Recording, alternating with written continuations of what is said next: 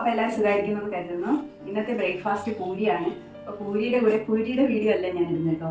പൂരിയുടെ കൂടെ ഞാനൊരു കറി ഉണ്ടാക്കുന്നുണ്ട്. ഷാഹി കുർമയാണ്. അപ്പോൾ വളരെ സിമ്പിളായിട്ട് ഉണ്ടാക്കാൻ പറ്റുന്ന ഒരു കറിയാണ്. പേര് കേട്ടുമ്പോൾ കഴിക്കുന്നത് നോർത്ത് ഇന്ത്യൻ കറിയാണ് കേട്ടോ. അപ്പോൾ അതെങ്ങനെ ഉണ്ടാക്കുന്നതെന്ന് ഞാൻ ഉണ്ടാക്കി വെച്ചിട്ടുണ്ട്. അപ്പോൾ അതെങ്ങനെ ഉണ്ടാക്കുന്നതെന്ന് നമുക്കൊന്ന് കണ്ടിട്ട് വരാമേ.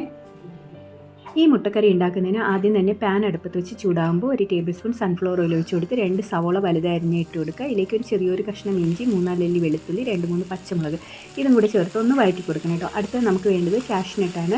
ഞാനിവിടെ ബ്രോക്കൺ കാഷ്യൂസാണ് ഉപയോഗിക്കുന്നത്. 2 ടേബിൾ സ്പൂൺ ഇട്ട് കൊടുക്കുന്നുണ്ട്. നിങ്ങളുടെ കയ്യിൽ അതില്ലെങ്കിൽ ഒരു 10 കാഷ്യൂസ് ഇട്ട് കൊടുത്താൽ മതിയായിരിക്കും. എന്നിട്ട് നല്ലപോലെ ഒന്ന് വഴറ്റി കൊടുത്ത് ഒരു 1/2 കപ്പ് വെള്ളം കൂടി ചേർത്ത് നമുക്കിത് ഒരു 2 മിനിറ്റ് അടച്ച് വെച്ചൊന്ന് കുക്ക് ചെയ്യാം കേട്ടോ.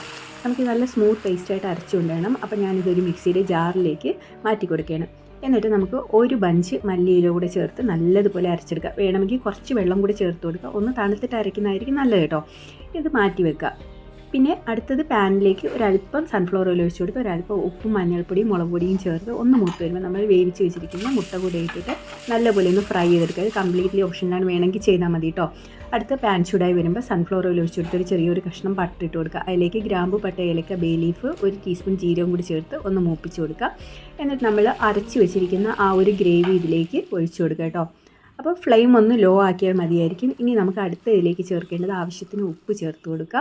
എന്നിട്ട് ഒരു 1/2 ടീസ്പൂണോളം ഗരം മസാല പൊടിയും 1 ടീസ്പൂൺ വൈറ്റ് പെപ്പർ പൗഡറും കൂടി ചേർത്ത് നല്ലതുപോലെ ഇളക്കി കൊടുക്കണം.